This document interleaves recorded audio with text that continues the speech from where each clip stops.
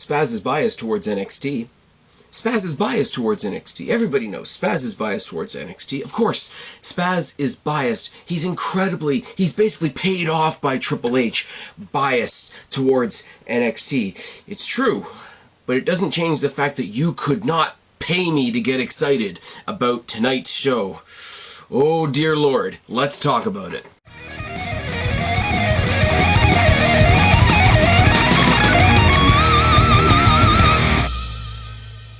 What's going on, everybody? It's your buddy, it's your pal Spaz Phoenix, the YWC Reality Check, and yes, even though it's on Sci-Fi, this is your July 27th, 2021 NXT review. How are you doing? I don't know how I'm doing. Honestly, I really don't. The world's opening up again, which is cool. I've been out to the theater, which when I do get back with Kristen, we're going to have some movie stuff to talk about. I'm going to be honest with you guys, not quite sure when that is going to be. Schedules are sort of mashing against each other, so that's fun. Got to go out to a restaurant and actually sit and have somebody else cook me some food and drink somebody else's vodka. It was good. But also the Olympics are going on, and for those of you that have known me for a long time, you could not pay me to give a rat lizard fuck about the Olympics. Especially the people that are getting kicked out of the Olympics or getting fined at the Olympics because when you break the rules, things happen. Oh, it's a weird night. And then they give me this NXT. Now I said this a while ago, and I'm not surprised. This is the 2 weeks, because of the Olympics, that NXT was not only moved to Sci-Fi, but it was pre-taped. A lot of spoilers got out, so that's part of the problem. But also on a taped show, on 2 taped shows, so next week should be just as good, right? They didn't give us the A material, let's just say. Now I will be fair to the brand that I'm so biased to. You know it's going to be a good review. You know I'm about to take the piss out of NXT when I start the review talking about how biased I am towards NXT. But we said it, and I wasn't saying it in a really, really critical way, but when Dynamite was not on its proper night, when it was bouncing Friday, Saturday, whatever the case may be, there was an accusation thrown at them that they were holding back their best material, A, until they could get in front of a full audience, and B, until they got back on their proper night. And to a certain extent, that makes sense, so I expected NXT to do the same here. They have done the same here, and it feels like, even though, here's the piss off of it, and I'm sorry I'm scattered because this is not gonna, I don't have this laid out the way I typically lay out a review, so you're gonna have to allow me some flubs and such. They have conspired to give me stuff that I want in a way that I can't get excited about it. Like, there's matches coming up at TAKEOVER that I really like, that I'm really looking forward to, that are going to be really fun, even though a bit predictable because of main roster meddling, specifically with Karrion Kross. But they're giving me stuff that I like in a way that I can't enjoy. I'll enjoy it on the night. I'm really hoping that they're going to surprise us at the last minute and tell us that it's not in the CWC. That would be really good.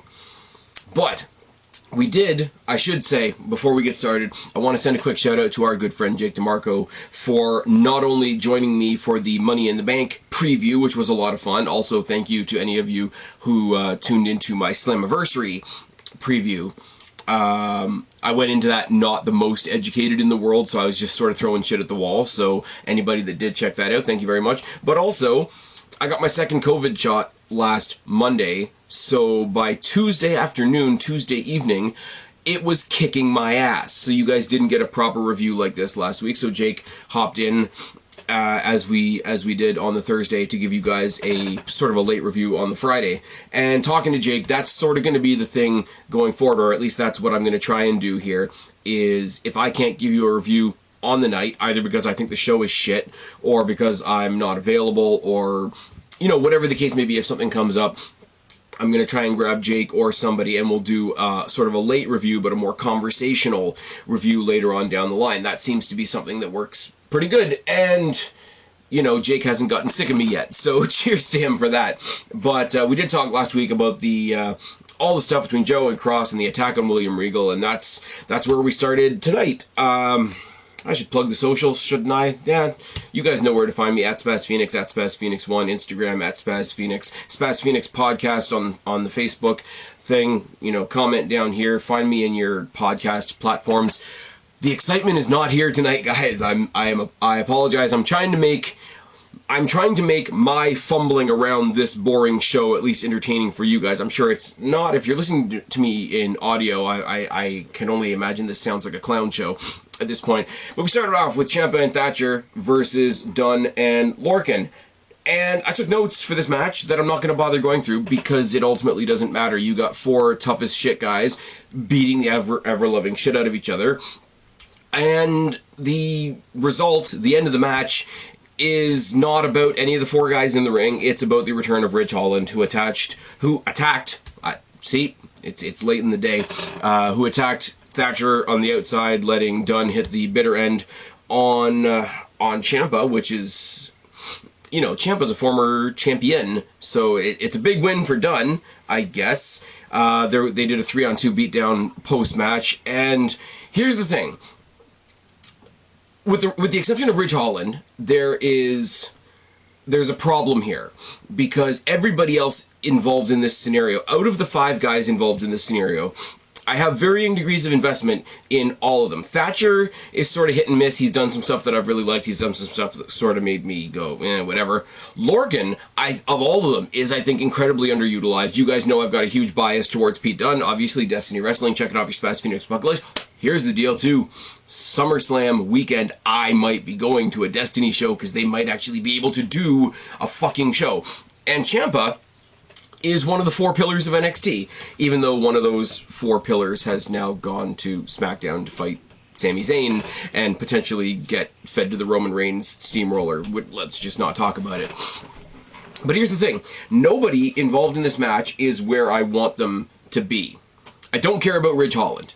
So that reveal to start off the show was a fart in an elevator. First of all, I want Pete Dunne doing singles. I want Pete Dunne in the world title picture. The NXT world title picture. And people don't agree, that's fine, that's cool, whatever. The other side of that coin is I do like Oney Lorcan, and I said he's very, very underutilized. But also, if I'm seeing him in a tag team scenario, I want him with Birch. They haven't given us an update on Birch for a long time. I hope that doesn't mean that he's not coming back. Them as a team were incredibly, there wasn't flash to them, but they were good. They were what I think NXT thinks Imperium is, and we're going to get to Imperium later, Jesus Christ.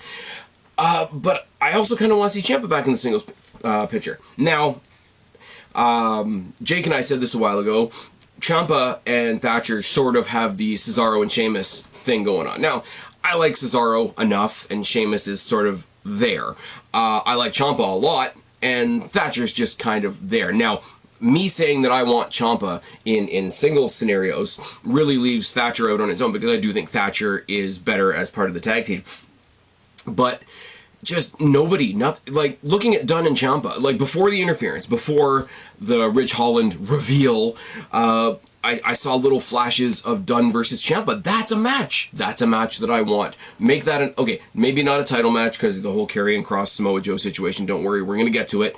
But make that a number 1 contenders match. Throw a number 1 contenders match on a takeover. They used to do that. I'm doing the old NXT takeovers right now, as you know. They used to put number 1 contenders matches as takeover matches themselves. You could do that. You could throw Dunn versus Ciampa on takeover, 36, as a number 1 contenders match, or just as an exhibition match, and that would be one of the reasons that I buy the pay-per-view. Speaking of takeover, as much as I'm belly aching about this show tonight, I am looking forward to TakeOver. I really hope it ends up not in the CWC, but we take what we can get. This match frustrated the hell out of me, and it frustrated the hell out of me because it wasn't a bad match either. I couldn't retain any of it. I didn't care about any of it because these people that I like are not doing what I want them to do, and that really sucks, and Ridge Holland can fuck off. He's been back for 2 hours now. I just finished. I went and got myself a drink, so he's been back in NXT approximately 2 hours, and as far as I'm concerned, he can already fuck off with his wannabe Batista-looking ass.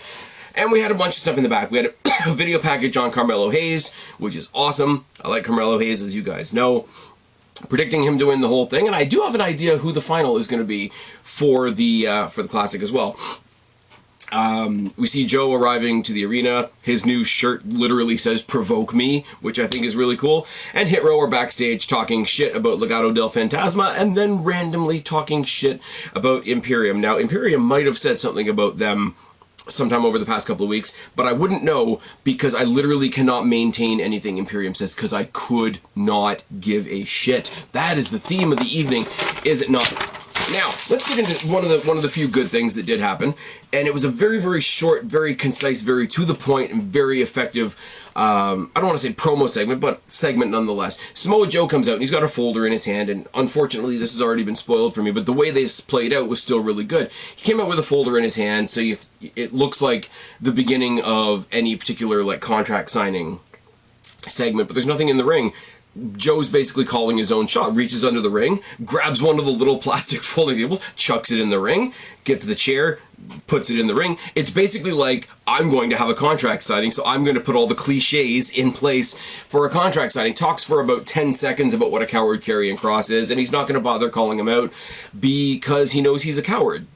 Little bit of a spoiler, Karrion Kross wasn't on this show at all. He's on Raw licking his wounds, and so are the Keith Lee fans out there. They're licking their wounds after Monday Night Raw, aren't they? Oh, yes, he requests William Regal to come out there instead. William Regal's all pissed off. I love William Regal's pissed off face. It's great. And seeing him with his pissed off face and Joe with his pissed off face, and they're just feeding off each other, and that part of it was really cool. He's like, I know what you're going to do. I know you're pissed off from last week. Don't do what you're about to do. I know you're about to fire Karrion Kross. And William Regal's just sitting there like, yeah, I am. Like, you're fucking ridiculous. Whatever. Right? He says, don't. I got a better idea. I got a 3-step process for you. We're gonna deal with Karrion Kross. Now, realistically, this is basically Karrion Kross being aborted from NXT.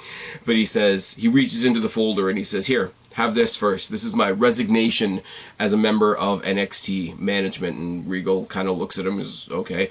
This, as soon as you put your signature on it, is a talent contract, reintroducing me to the active NXT roster.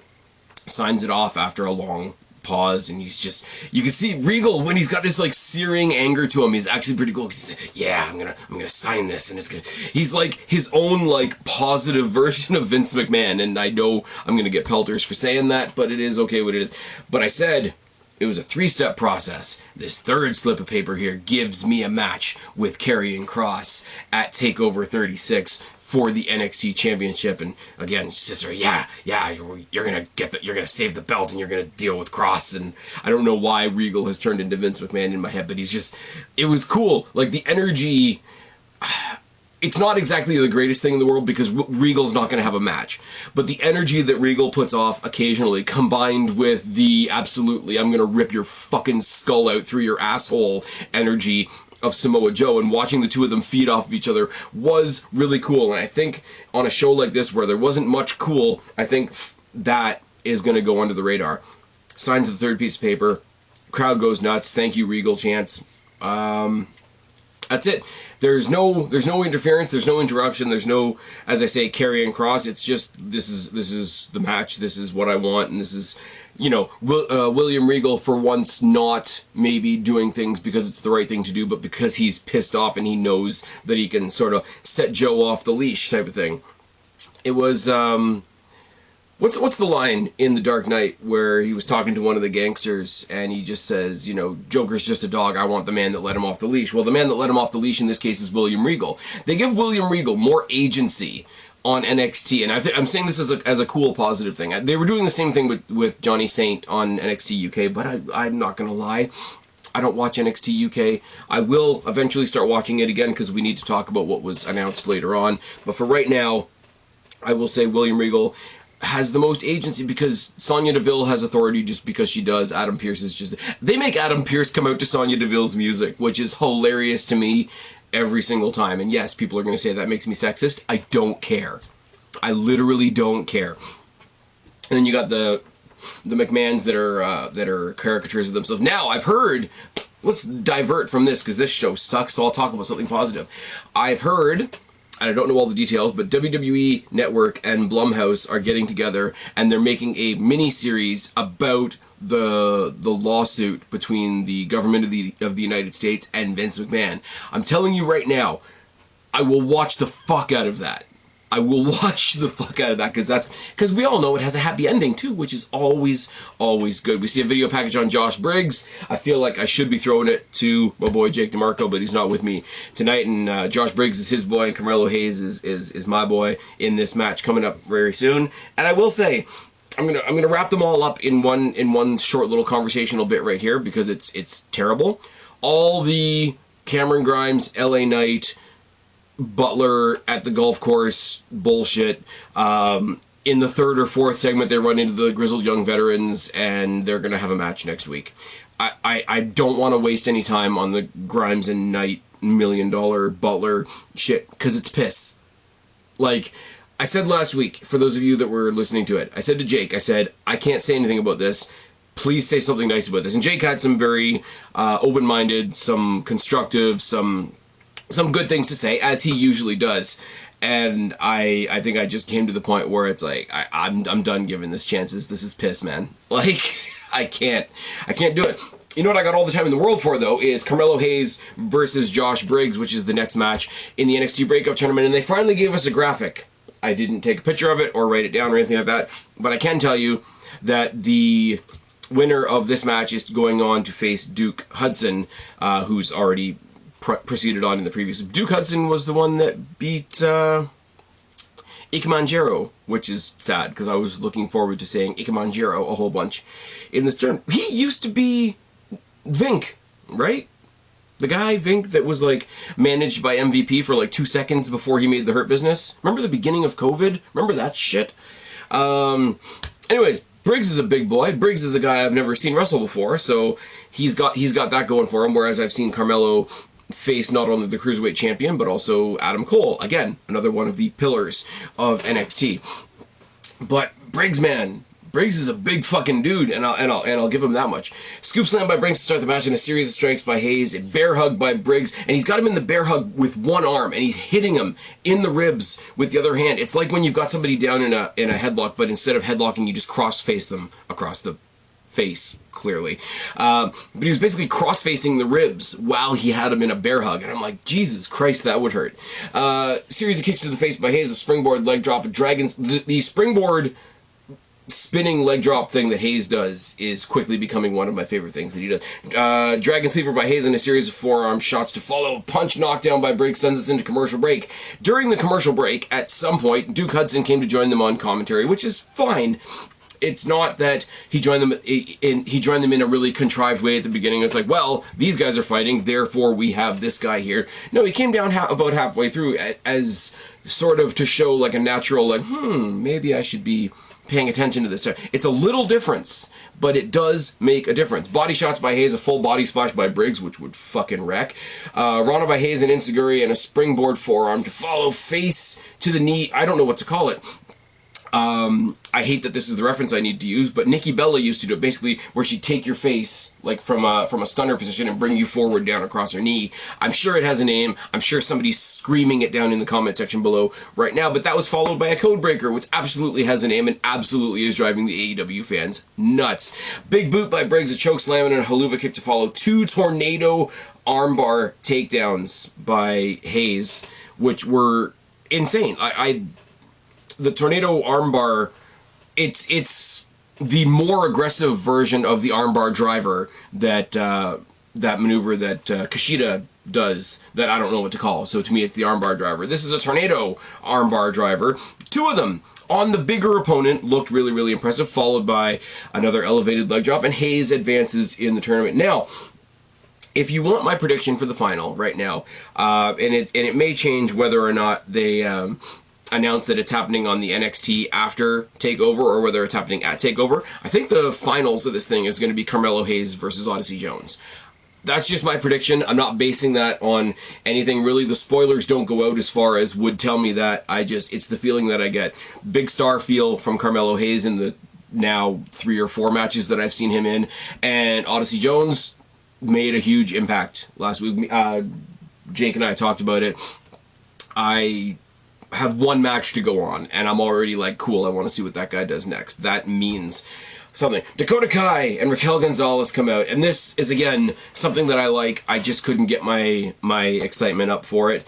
Tonight, they're bragging about their victory over Xia Li, which is weird. Gonzalez basically gives a who's next speech, but most of it's not in English, so I can't exactly tell you what she said. Sorry about that.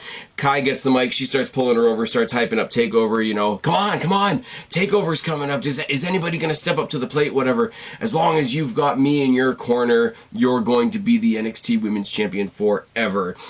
Music hits, they go to leave, she goes to pose in the corner, I guess, because, you know, she's not tall enough already, and Dakota Kai, little scrappy Dakota Kai, who had match of the night at TakeOver, what was it, Portland, the last TakeOver before COVID, and Jake and I predicted it. Yes, this is a very Jake-heavy podcast, because I'm making a lot of references to shit that we've done before, because Jake is a big influence on this show, let's be real.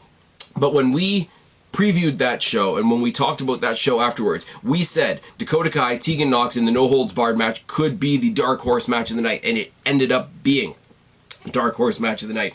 But yeah, little scrappy Dakota Kai took out Raquel Gonzalez with a haluva kick, and that really, really made me smile. This, although it didn't have the same pomp and circumstance, and it didn't have the same bravado, and it didn't have the same, oh my god, we followed these wrestlers for years type of thing, this had echoes of the Festival of Friendship. Now, once again, because Jericho's in AEW fans are going to scream at me in the comment section for making such a dastardly comparison, but it's absolutely true. Dakota Kai is going to get that belt off Raquel Gonzalez because New Day rocks. No, because I think Vince McMahon is going to take one look at Raquel Gonzalez and want her on the main roster, and that's fine. I think Raquel Gonzalez, out of a lot of other people that they could take up and do nothing with, Raquel Gonzalez is somebody in NXT right now that I think could actually survive the main roster call-up. And that's saying something, because look what they did to Cross. And then at least they debuted Toni Storm the right way. She squashed Zelina Vega and pissed off a lot of people, especially JD from Quick shout out to JD from New York, who's having an absolute aneurysm that Zelina Vega is not already the SmackDown Women's Champion. So, to JD from New York. But they debuted Toni Storm with a win at least, and Shotzi and Nox are... There we go, there goes the light. We don't want that at all. Come on, there we go. Shotzi and Nox, who are so important on SmackDown that all they're doing is shooting Sad Corbin in the dick with the missile from the tank. Moving on. I don't even know where I am here. Come on now. We see another scene in the back. Stark's trying really, really hard to be Io Shirai's friend, considering they are the new women's tag team champions. Almost forgot that was a thing. Not gonna lie. They need to do something. We're going to talk about another team in a second that could fix that, but backstage meeting, the cameras sort of roam around backstage, and they sort of burst in on a meeting with Mandy Rose, Gigi Dolan, and Jacy Jayde. Jacy Jayde managed to look somewhat good in her squash defeat against Frankie Monet. Gigi Dolan came in actually as Cora Jade's tag team partner, so I wonder what's happening there. And Mandy Rose... I like Mandy Rose. I like the intrigue of what's Mandy Rose doing on NXT. I haven't given up on that just yet. It's intentionally, it's Gabbo. Like, what's Gabbo doing? What's Gabbo? Why is Gabbo here? That type of thing. Yes, I definitely stole that from What Culture. I really don't care. But in this particular scenario, she's one of these things is not like the other, and it didn't really work for me in that sense. Stark trying really hard to be friends with Io Shirai is a little on the lame side, I'm not going to lie. You know what's not really on the lame side is the brand new team of Frankie Monet and Jessie Camilla taking on my new favorite team, because Shotzi and Ember are not a thing anymore, of Catanzaro and Carter, because they had a scuffle last week, because Catanzaro and Carter are upset that I guess Camilla and Frankie Monet are a team. Now, sure, why not? So they're having a match this week, and Robert Stone is out with them, and I love Catanzaro and Carter. It blows my mind that they are not in the tag team title picture. It blows my mind that Candice and Indy were only in that picture for a very brief period of time as well. But Kamea and Carter start. There's a low drop kick by Carter, a slingshot senton by Catanzaro, a big boot by Kamea, a spin kick by Carter, a back elbow, a DDT by Frankie Monet, and a snapmare by Frankie Monet, a back elbow and a forearm by Kamea. Carter and Monet trade some strikes. There's some mounted punches by Monet. There's a pump kick by Carter, who sets up their opponent for the 450 splash by Catanzaro, which I could be on drugs. I could be hallucinating this. But I think they said on commentary that Catanzaro's 450 splash is called the Catan Zero. Or the Catan Zero. Whatever. Pun on the name, whatever. I don't care. If that's true, that's actually really cool. I really like that. In the back, we have a pre-tape of Triple H, Shawn Michaels, and William Regal announcing that the rematch, Walter versus Ilya Dragunov for the NXT UK Championship 2, will be happening at TakeOver 36. Now that's pretty cool. The world's opening up again. We can invite not only people, but entire feuds over from the UK brand, get the UK brand a little bit of exposure, because God knows they need it. And Walter versus Dragunov was one of the only, I eventually saw it at the behest of our good friend Jake, along with a couple of other people. It's one of the only rewatchable empty arena matches that I can think of over the COVID times. Nothing from the empty. I'm sorry, I'm including WrestleMania in this. Nothing from the empty arena time am I ever going to go and watch again. But I have watched Walter versus Dragunov more than once, and to add that to the card where they can actually have at least a little bit of an audience is going to be really cool. Now, Walter might add some interest to his buddies in Imperium. He was not here tonight, though, so I don't have any notes on Imperium versus Hit Row other than Top Dollar and Ashanti the Adonis are really, really fun to watch.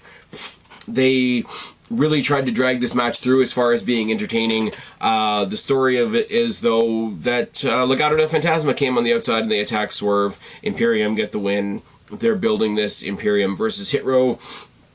Sorry, this Legado versus Hit Row thing. And if this ends up being a Trios!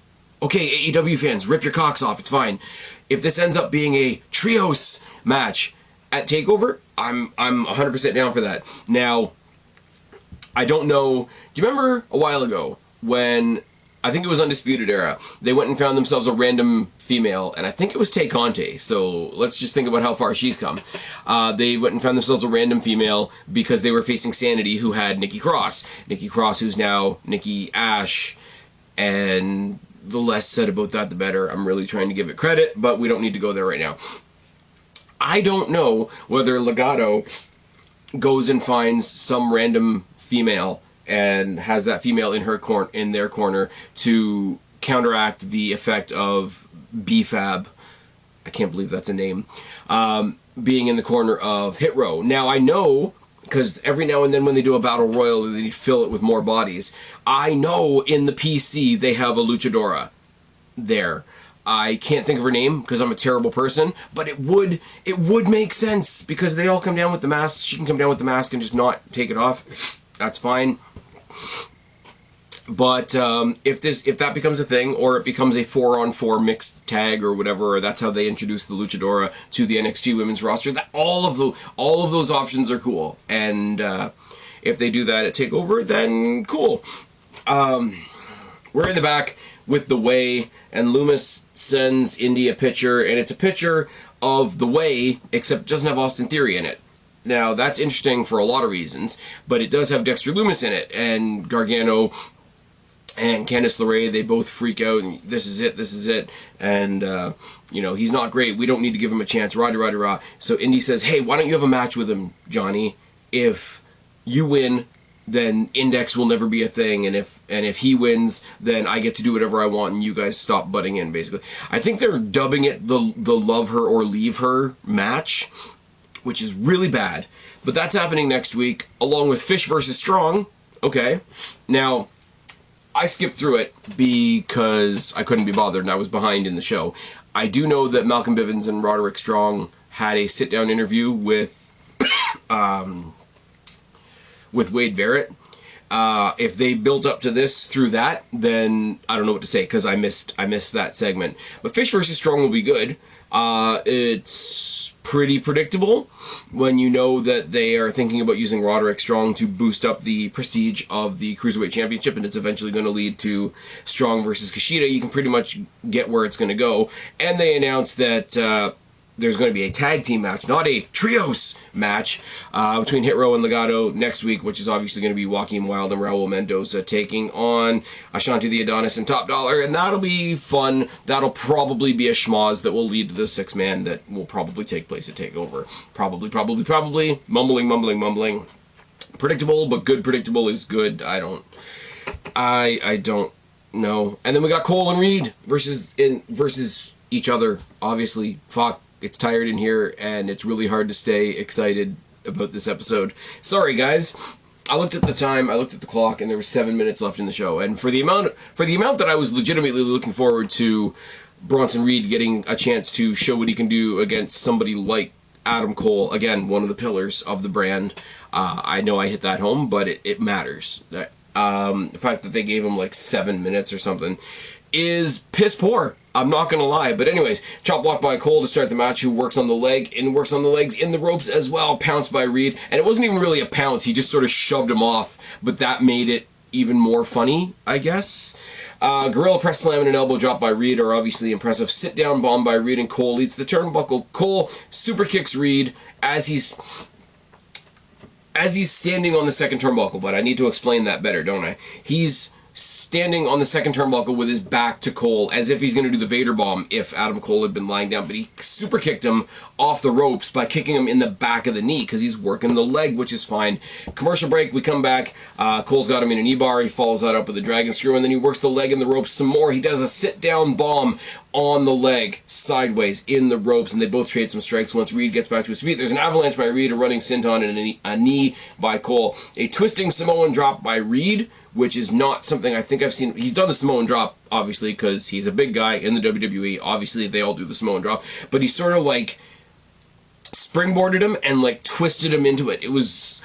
now that I think about it, it was almost an angle slam, but still with the weight and impact of a Samoan drop. So I don't know what to tell you. Back elbow by Cole. A series of kicks to the face by Reed. Chops by Reed. Insane Panama Sunrise by Adam Cole and Reed. I have to give both of these guys credit, because let's be real, Adam Cole doing it to somebody the size of Bronson Reed is impressive, and Bronson Reed, to his own credit, to get up and over for the Panama Sunrise is equally impressive. Jackknife powerbomb by Reed, a super kick and a last shot get the win for Adam Cole, and I guess this is Reed's farewell out of NXT as well. Now, I give a lot more. I got a lot more time for Karrion Kross than most people do.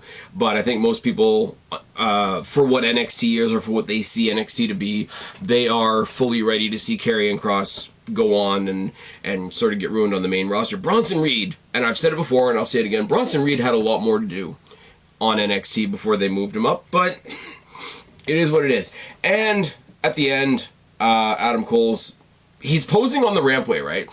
And he gets attacked, but he almost telegraphs it, because he sort of not even fully turns his head, but he just sort of glances backwards for a second, like he's waiting for it to come.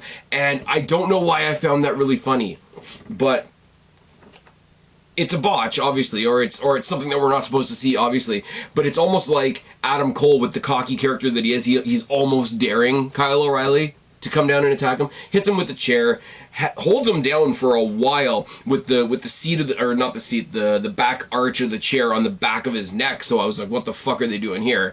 And then they went back into their history a little bit, and he did the suplex on the wider part of the steps, and that's how we ended the show. So clearly, one of the things we're going to get at TakeOver is Kyle O'Reilly versus Adam Cole 3, which, again, I will look forward to. A lot of other people will groan about, but you know the match is going to kick ass. So, if I can be positive, we're getting Joe versus Cross. As predictable as that is, it's going to be good. Joe's going to get the belt. He's going to probably then go on to feud with Adam Cole. We're going to get Adam Cole versus Samoa Joe for the NXT Championship. That's never going to hurt anybody's feelings, is it? Also on that card, we got Ilya Dragunov versus Walter 2, which is going to kick ass. We're probably, it's pretty safe to say, getting Dakota Kai versus Raquel Gonzalez. God knows what they're doing with either of the tag team divisions. And I do believe at this point in time, the North American Championship will be tied up in the trios match that I'm predicting between Hit Row and Legado del Fantasma. But if they don't go in that direction, you can always have... can't speak now, I swear. You can always have Santos Escobar versus Isaiah Swerve Scott for that championship on the card as well, but you know you're going to have both guys' groups there, and it's going to be a schmoz. So I don't know what to tell you. A lot of the stuff was predictable. Some of it was spoiled for me, so that's really not something I can take out on the show. The Imperium stuff drags the show, sucks the energy out of the show. The Grimes and Knight stuff needs to stop. It just does. A lot of the other stuff is working towards okay stuff. The Way is still funny. If they're losing Austin Theory, that's going to be interesting. I said last week that if they lose Austin Theory, and it's true that Austin Theory is going to the main roster, I think he'll do good, but I think that will be a blow to the faction that's left behind in NXT, because The Way... And they're not main eventing anything right now, but they could. Gargano could main event a pay-per-view. If promoted the right way for the women's title, Candice LeRae could main event a pay-per-view. I believe that's true. Or she and Indy could go back for the tag titles again. They're not in the main event picture right now. They are providing some much-needed comedy on a show that doesn't have enough good comedy, but they're still an important part of the show. The Dexter Lumis shit. Put Dexter Lumis on Raw. You couldn't do Dexter Lumis any worse than what he is right now. Take Imperium up to Raw. They're already boring. Stop taking away the people I like. Stop taking away Shotzi and Knox and Tony Storm and Bronson Reed. Take the people that are ruining NXT and let them ruin another show that probably can't be ruined anyway because it's fucking Raw. Next week, we're getting, like I say, Fish versus Strong, Hit Row versus Legado, Gargano versus Lumis in the Love Her or Leave Her match. We're probably going to see some fallout with Karrion Kross because he wasn't there this week. He was busy gallivanting in Raw land. I'm rambling now at this point. If you're still listening, thank you. It's kind of a piss off that what is supposed to be my favorite show of the week is bumming me out like this. I don't know what to say. Maybe it's because I don't have Jake with me. Let's finish off with another shout out to Jake. So huge shout out to Jake DeMarco. Go bug him at Countdown Ended and tell him that Spaz was rambling about him on the review. We'll talk about something else much more fun probably at the end of the week. I don't know what else to say. I really hope next week is better, but next week is also pre-taped and also on Sci-Fi, and I also know some of the things that are happening there, so what the fuck. In 2 weeks, you might get positive Spaz again, and in the era of COVID, that's probably the only positive Spaz you want. That's a shitty joke.